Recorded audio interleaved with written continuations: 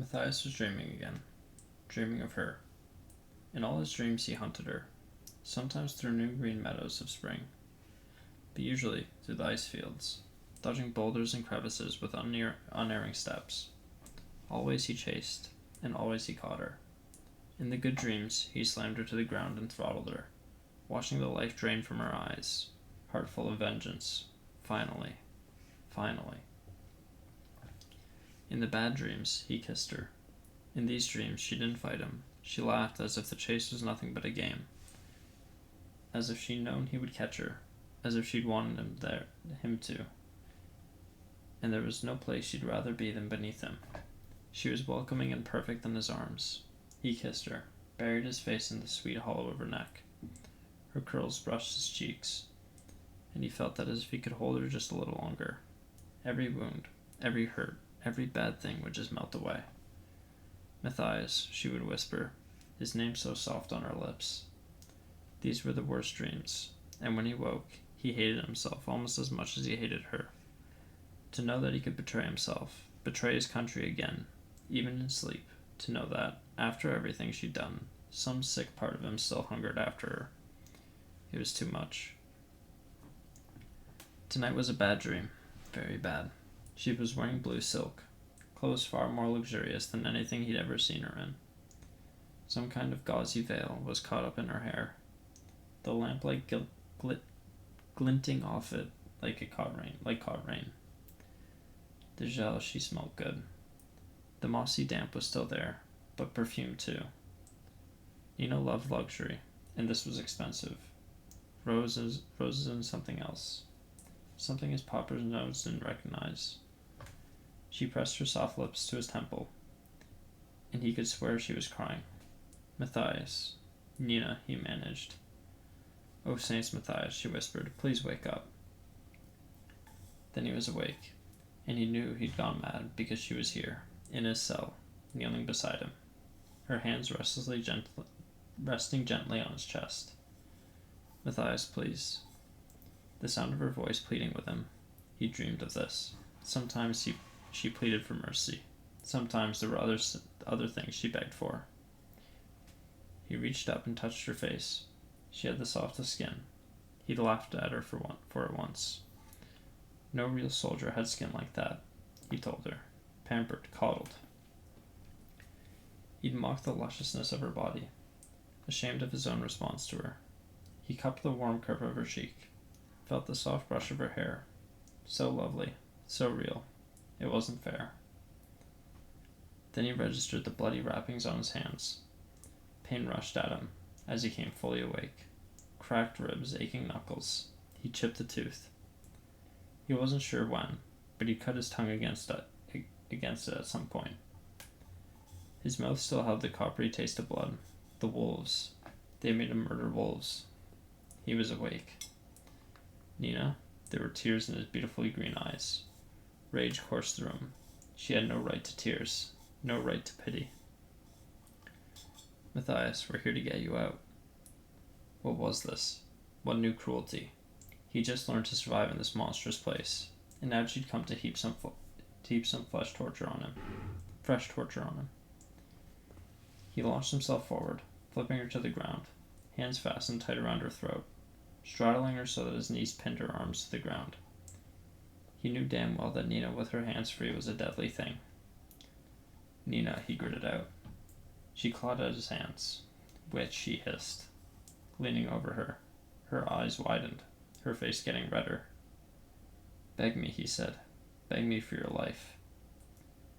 He heard a click, and a gravelly voice said, hands off her Helvar. Someone behind him had pressed a gun to his neck. Matthias didn't spare him a glance. Go ahead and shoot me, he said. He dug his fingertips deeper into Nina's neck. Nothing would deprive him of this. Nothing. Traitor, witch, abomination.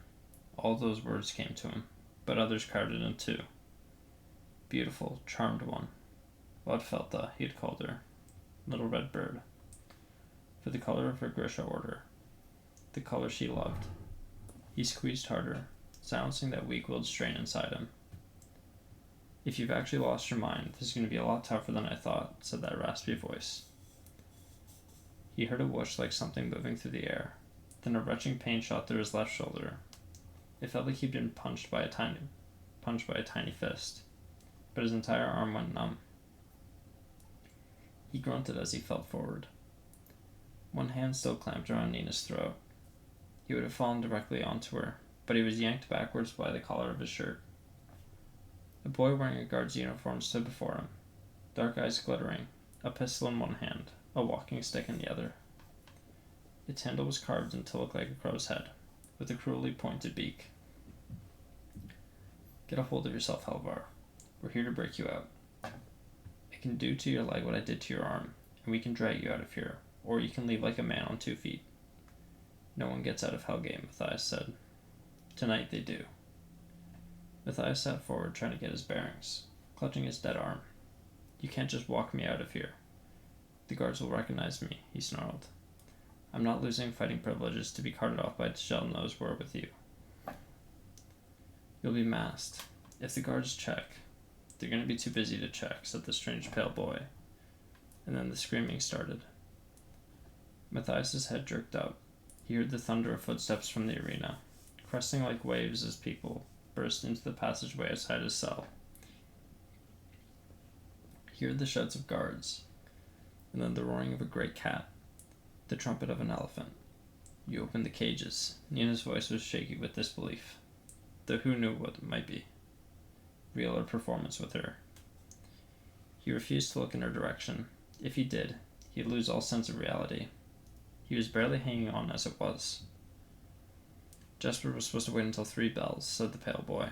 It is 3 bells, Kaz, replied a small girl in the corner with dark hair and deep bronze sully skin. A figure covered in welts and bandages was leaning against her. Since when was Jesper punctual? The boy complained with a glance at his watch. On your feet, Halvar. He offered him a gloved hand. Matthias stared at it. This is a dream. The strangest dream I've ever had, but definitely a dream. Or maybe killing the wolves had finally driven him truly mad. He murdered family tonight. No whispered prayers for the wild souls would make it right. He looked up at the pale demon with his black gloved hands. Kaz, she'd called him. Would he lead Matthias out of this nightmare, or just drag him into another kind of hell? Choose, Halvar. Matthias clasped the boy's hands. If this was real, and not an illusion, he'd escape whatever trap these creatures had set for him. He heard Nina release a long breath. Was she relieved? Exasperated? He shook his head. He would deal with her later. The little bronze girl swept a cloak around Matthias's shoulders, and propped an ugly beak-nosed mask on his head. The passageway outside the cell was chaos. Costumed men and women surged past, screaming and pushing each other, trying to get away from the arena. Guards had their guns out, and he could hear shots being fired. He felt dizzy, and his side ached badly. His left arm was still useless. Kaz signaled toward the far right archway, indicating that they should move against the flow of the crowd and into the arena. Matthias didn't care. He could plunge through the mob instead, force his way up the staircase and onto a boat. And then what? It didn't matter. There was no time for planning. He stepped into the throng and was instantly hauled back.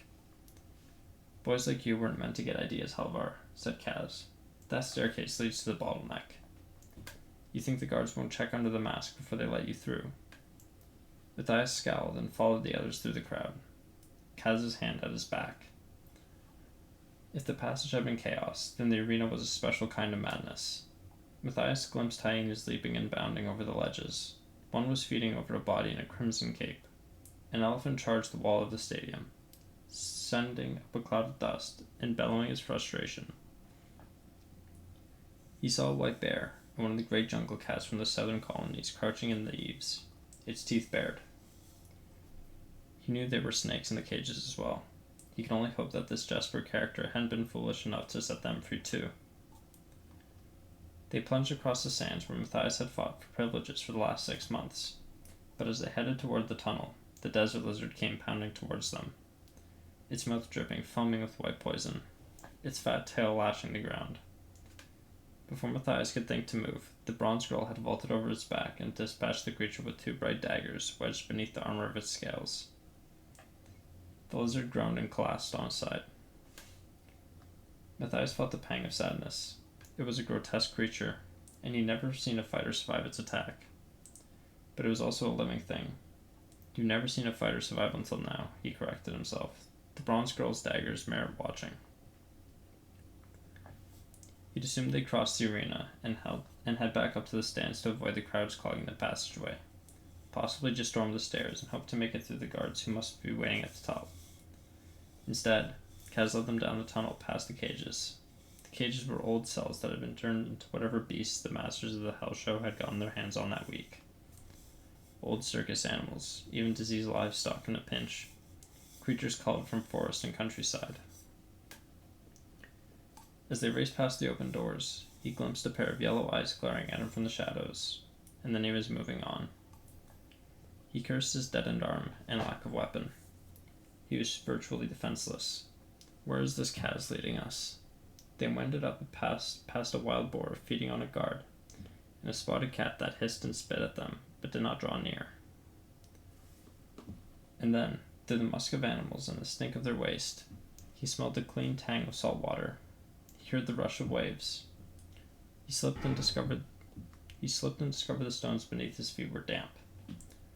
He was deeper in the tunnel than he'd ever been permitted to go. It must lead to the sea. Whatever Nina and her people intended, they really were taking him out of the bowels of Hellgate.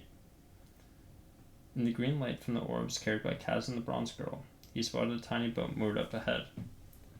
It looked like a guard was seated in it, but he raised a hand and waved for them forward. "You were early, Jesper," Kaz said as he nudged Matthias towards the boat. "I was on time. For you, that's early. Next time you plan to impress, give me some warning. The animals are out, and I found you a boat. This is when a thank you would be in order." "Thank you, Jesper," said Nina. "You're very welcome, gorgeous. See, Kaz? That's how the civilized folk do." Matthias was only half listening. The fingers of his left hand had started to tingle as sensation returned.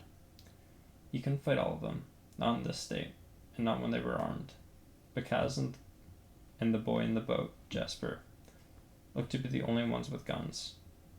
Unhook the rope, disable Jesper, he'd have a gun and possession of the boat, and Nina can stop your heart before you've taken hold of the oars, he reminded himself.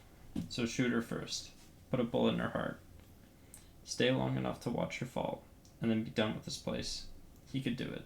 He knew he could. All he needed was distraction. The bronze girl was standing just to his right. She barely reached his shoulder. Even injured, he could knock her into the water without losing his footing, or do her any real harm.